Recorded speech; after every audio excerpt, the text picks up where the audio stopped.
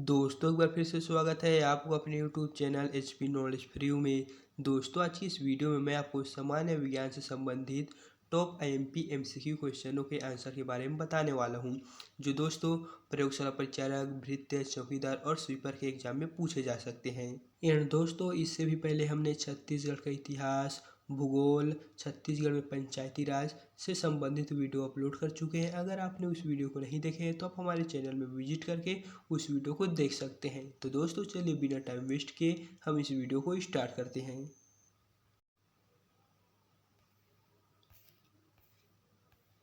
तो दोस्तों यहाँ पर आपको फर्स्ट नंबर के क्वेश्चन में देखने को मिलेगा, जीवन की मूलभूत इकाई क्या है। तो दोस्तों यहाँ पर आपको चार ऑप्शन देखने को मिलेगा, जिसका करेक्ट आंसर हो जाएगा ऑप्शन ए कोशिका। जीवन की मूलभूत इकाई यानी यूनिट कोशिका है। एंड दोस्तों यहाँ पर आपको राइट साइड में यहाँ पर ह्यूमन सेल का स्ट्रक्चर भी आपको यहाँ पर देखने को मिल जाएगा। एंड दोस्तों अब हम बढ़ते हैं नेक्स्ट क्वेश्चन की ओर। यहाँ पर आपको सेकंड नंबर के क्वेश्चन में देखने को मिलेगा, सबसे छोटी कोशिका कौन सी है। तो इसका करेक्ट आंसर हो जाएगा ऑप्शन सी माइक्रोप्लाज्मा। सबसे छोटी कोशिका माइक्रोप्लाज्मा होता है। एंड यहाँ पर आपको इसका स्ट्रक्चर भी आपको देखने को मिलेगा, जिसको दोस्तों आपको एक बार अच्छे से देख लेना है। फिर यहाँ पर आपको थर्ड नंबर के क्वेश्चन में देखने को मिलेगा, पादप में उपस्थित कोशिका भित्ति सेल वॉल निम्नलिखित में से किससे या किनसे निर्मित होती है। तो इसका करेक्ट ऑप्शन हो जाएगा ऑप्शन सी सेल्यूलेज। यहाँ पर पादप उपस्थित कोशिका भित्ति निम्नलिखित में से यहाँ पर किससे निर्मित होती है कह रही है। तो इसका correct option option C cellulose हो जाएगा। कोशिका की सबसे बाहरी दीवार का नाम क्या है। तो इसका करेक्ट ऑप्शन हो जाएगा ऑप्शन ए प्लाज्मा झिल्ली। कोशिका की सबसे बाहरी दीवार का जो नाम है वो प्लाज्मा झिल्ली है। एंड यहाँ पर आपको प्लाज्मा झिल्ली का स्ट्रक्चर भी देखने को मिल जाएगा। पादप कोशिका को सबसे बड़ा कोशिकांग होता है। तो इसका करेक्ट ऑप्शन हो जाएगा ऑप्शन बी लवक। पादप कोशिका का सबसे बड़ा कोशिकांग लवक होता है। फिर आपको यहाँ पर नेक्स्ट क्वेश्चन में देखने को मिलेगा, प्रोटीन संश्लेषण का प्लेटफॉर्म किसे कहते हैं। तो इसका करेक्ट ऑप्शन हो जाएगा ऑप्शन सी राइबोसोम। प्रोटीन संश्लेषण का प्लेटफॉर्म राइबोसोम को कहा जाता है। निम्नलिखित कोशिका अंगों को यहाँ पर कौन सा एक अर्धपरागम्य है। तो दोस्तों इसका करेक्ट ऑप्शन हो जाएगा ऑप्शन ए कोशिका झिल्ली। यहाँ पर कोशिका अंगों में कौन सा एक अर्धपरागम्य कह रहा है। तो इसका करेक्ट ऑप्शन ऑप्शन ए कोशिका झिल्ली हो जाएगा। फिर है नेक्स्ट क्वेश्चन, जहाँ पर देखने को मिलेगा, निम्नलिखित में से किसको सेल का पावर प्लांट भी कहा जाता है। तो इसका करेक्ट ऑप्शन हो जाएगा ऑप्शन बी माइटोकॉन्ड्रिया। माइटोकॉन्ड्रिया को सेल का पावर प्लांट भी कहा जाता है। प्रोग्राम्ड सेल डेट का कोशिकीय आणविक नियंत्रण क्या कहलाता है। तो इसका करेक्ट ऑप्शन हो जाएगा ऑप्शन बी एजिंग। बहुकोशिकीय जीव द्वारा वृद्धि करते हैं। तो इसका करेक्ट ऑप्शन हो जाएगा ऑप्शन डी कोशिका विभाजन। कोशिका विभाजन बहुकोशिकीय जीव द्वारा वृद्धि करते हैं। यहाँ पर आपको देखने को मिलेगा समसूत्री विभाजन, अर्धसूत्री विभाजन। इस तरह दोस्तों आपको यहाँ पर इसका स्ट्रक्चर को आपको एक बार देख लेना है।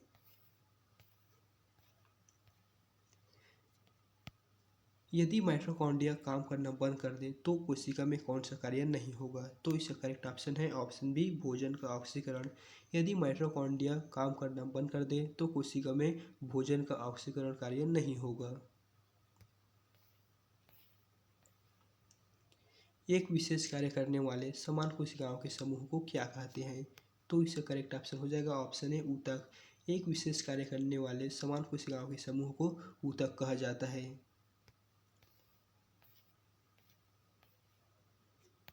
निम्नलिखित में से कौन सी कोशिका अंगक कोशिकीय शोषण के लिए उत्तरदायी है। तो इसका करेक्ट ऑप्शन है ऑप्शन बी माइटोकॉन्ड्रिया।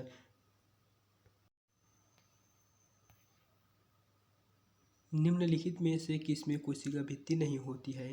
तो इसका करेक्ट ऑप्शन है ऑप्शन डी माइकोप्लाज्मा। माइकोप्लाज्मा में कोशिका भित्ति नहीं होती है। निम्नलिखित में से कौन सी कोशिका अंग के वनस्पति तथा पशु कोशिका दोनों में उपस्थित होता है।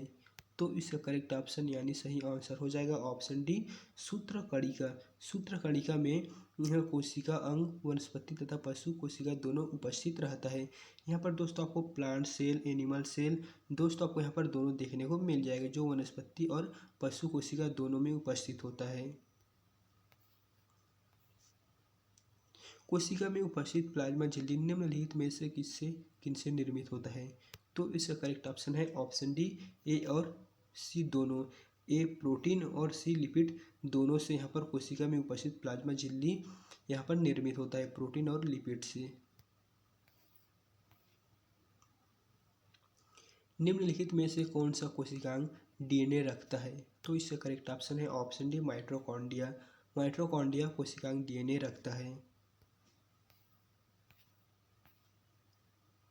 रसधानियों वैक्यूल्स के संदर्भ में निम्नलिखित में से कौन सा सही नहीं है? तो इसका करेक्ट ऑप्शन है ऑप्शन ए। जंतु कोशिकाओं में ये छोटी जबकि पादप कोशिकाओं में बहुत बड़ी होती है। उस प्रक्रिया का नाम बताएं जिसमें अर्धपरागम झिल्ली के माध्यम से पानी उच्च सांद्रता वाले क्षेत्र से कम सांद्रता वाले क्षेत्र में जाता है। तो इसको कहते हैं यहाँ पर ऑस्मोसिस। तो दोस्तों इसका correct option option B osmosis हो जाएगा। यहाँ पर उस प्रक्रिया का नाम बताएं जिसमें अर्धपरागम झिल्ली के माध्यम से पानी उच्च सांद्रता वाले क्षेत्र से कम सांद्रता वाले क्षेत्र में जाता है, तो उसे ऑस्मोसिस कहते हैं। कोशिका में वितरित होने वाले अणुओं के लिए प्राथमिक पैकेजिंग एरिया का काम करने वाले अंग का नाम बताएं। तो इसका correct option option C Golgi apparatus हो जाएगा। जंतु कोशिका का सबसे बड़ा कोशिकांग होता है। तो इसका करेक्ट ऑप्शन है ऑप्शन ए केंद्रक। जंतु कोशिका का जो सबसे बड़ा कोशिकांग होता है उसे केंद्रक कहते हैं। यहाँ पर दोस्तों आपको कोशिका के महत्वपूर्ण अंग देखने को मिल जाएगा, जैसे कि यहाँ पर प्लाज्मा झिल्ली, गोल्गी गाय, माइटोकॉन्ड्रिया, लाइसोसोम, केंद्रक। इस तरह दोस्तों आपको यहाँ पर जंतु कोशिका का यहाँ पर आपको देखने को मिल जाएगा। यहाँ पर कोशिका के महत्वपूर्ण अंग यहाँ पर आपको देखने को मिलेगा। फिर नेक्स्ट क्वेश्चन है, प्रकृति की सबसे बड़ी कोशिका है। तो इसका करेक्ट ऑप्शन ऑप्शन सी शुतुरमुर्गा का अंडा हो जाएगा। प्रकृति की सबसे बड़ी कोशिका शुतुरमुर्गा का अंडा होता है। सबसे बड़ा एक कोशिकीय जीव है। तो इसका करेक्ट ऑप्शन है एसिटेबुलेरिया। यहाँ पर सबसे बड़ा एक कोशिकीय जीव है वो एसिटेबुलेरिया हो जाएगा। जीवाणु कोशिका में सूत्रकणिका की संख्या है। तो इसका करेक्ट ऑप्शन है ऑप्शन डी शून्य। जीवाणु कोशिका में सूत्रकणिका की संख्या शून्य होती है। निम्नलिखित पोषकों में से कौन सा एक पौधों की कोशिका भित्ति का संरचनात्मक घटक है? तो इसका correct option option A manganese हो जाएगा। यहाँ पर निम्नलिखित यानी मैग्नीज पोषकों में यहाँ पर पौधों की कोशिका भित्ति का संरचनात्मक घटक मैग्नीज है। कोशिका में निम्न में से कौन सी पाचन थैली कहलाती है? तो इसका करेक्ट ऑप्शन है ऑप्शन डी लाइसोसोम। लाइसोसोम कोशिका पाचन थैली कहलाती है। एंड दोस्तों यहाँ पर आपको लाइसोसोम में देखने को मिलेगा membrane, hydrolytic enzyme, transport protein. इस तरह दोस्तों आपको यहाँ पर लाइसोसोम में जो भी पाए जाते हैं आपको यहाँ पर देखने को मिल जाएगा।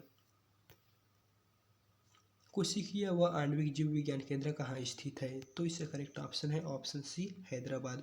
कोशिकीय व आणविक जीव विज्ञान केंद्र हैदराबाद में स्थित है। कोशिका का जीवित अंश जीवद्रव्य कहलाता है। यह किससे बना होता है? तो इसका करेक्ट ऑप्शन है ऑप्शन डी कोशिका द्रव्य, केंद्रक द्रव्य और अन्य कोशिका से। यहाँ पर कोशिका का जीवित अंश जो जीवद्रव्य होता है वो इन सभी से बना होता है। संरचनाओं के कौन से युग्म प्रायः पादप और जंतु दोनों कोशिकाओं में पाए जाते हैं? तो इसका करेक्ट ऑप्शन ऑप्शन सी अंतर्द्रव्य जालिका और कोशिका कला हो जाएगा। सहचर कोशिकाएं निम्नलिखित में से सिर्फ किस में हैं? तो इसका करेक्ट ऑप्शन है ऑप्शन सी एंजियोस्पर्म। सहचर कोशिकाएं जो यहाँ पर एंजियोस्पर्म में हैं। फिर है यहाँ पर नेक्स्ट क्वेश्चन, 80% से अधिक सेल कोशिका में पाया जाने वाला पदार्थ है। तो इसका करेक्ट ऑप्शन है ऑप्शन डी जल। यहाँ पर कोशिका में 80% जल पाया जाता है।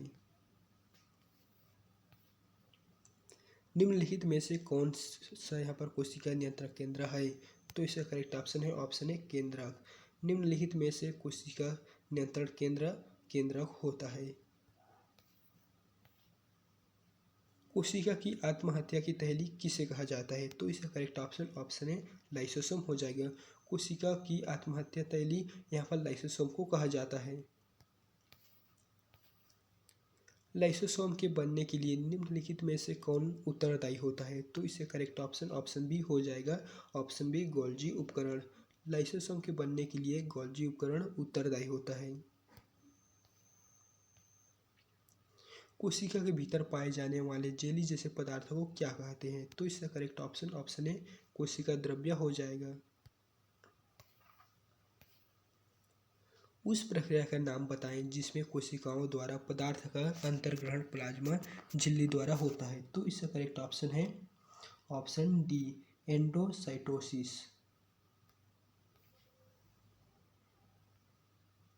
1665 में कोशिका की खोज किसने की थी? तो इसका करेक्ट ऑप्शन है ऑप्शन ए रॉबर्ट हुक ने।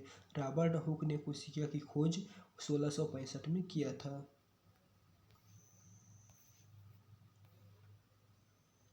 कोशिका का सबसे छोटा कोशिकांग होता है। तो इसका करेक्ट ऑप्शन सी राइबोसोम हो जाएगा। कोशिका का सबसे छोटा कोशिकांग राइबोसोम होता है।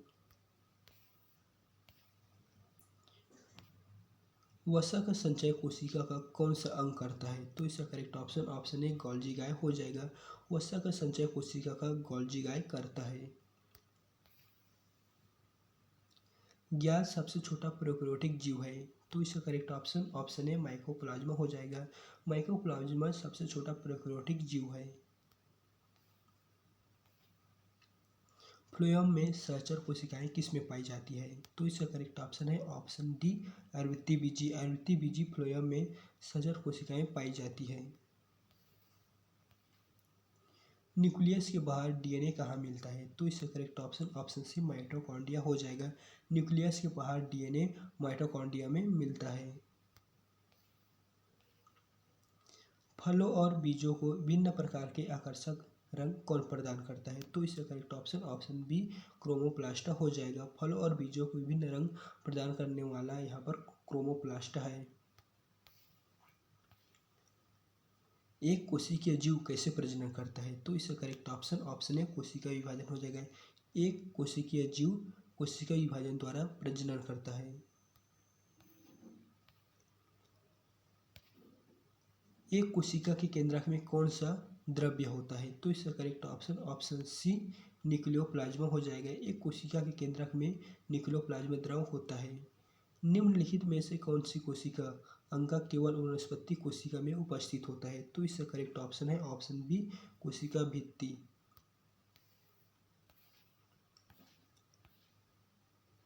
निम्नलिखित में से किसको कोशिका का शक्ति गृह भी कहा जाता है? तो इसका करेक्ट ऑप्शन है ऑप्शन बी सूत्रकणिका। माइटोकॉन्ड्रिया को कोशिका का शक्ति गृह भी कहा जाता है। निम्न में से किस कोशिकांग को एटम बम कहते हैं? तो इसका करेक्ट ऑप्शन है ऑप्शन सी लाइसोसोम। लाइसोसोम को कोशिकांग का एटम बम कहते हैं। एकल कोशिकीय प्राणियों में जीवन की समस्त जैविक क्रियाएं जो पाचन, श्वसन और जनन कितनी कोशिकाओं द्वारा किए जाते हैं? तो इसका करेक्ट ऑप्शन है ऑप्शन ए एकल कोशिकीय प्राणियों में जीवन की समस्त जैविक क्रियाएं जो पाचन, श्वसन और जनन वो सभी एक कोशिकाओं द्वारा किए जाते हैं। दोस्तों अब हम आते हैं लास्ट क्वेश्चन की ओर, जहाँ पर आपको 50 नंबर के क्वेश्चन में देखने को मिलेगा कोशिकाएं जो द्वार कोशिकाओं से निकट रूप से संबद्ध अंतर्वृष्ट है। तो इसका करेक्ट ऑप्शन है ऑप्शन सी सहायक कोशिकाएं।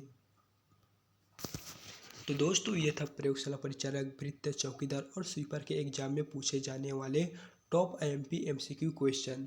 एंड दोस्तों अगर वीडियो पसंद आए तो वीडियो को लाइक करना ना भूलें, और अगर आपको किसी भी प्रकार का कोई प्रॉब्लम है तो आप हमें कमेंट बॉक्स में कमेंट कर सकते हैं, हम उसका आंसर आपको तुरंत प्रोवाइड कर देंगे। एंड दोस्तों आपको किस टाइप का वीडियो चाहिए आप हमें कमेंट में बताएं। तो दोस्तों चलिए फिर मिलते हैं नेक्स्ट वीडियो में।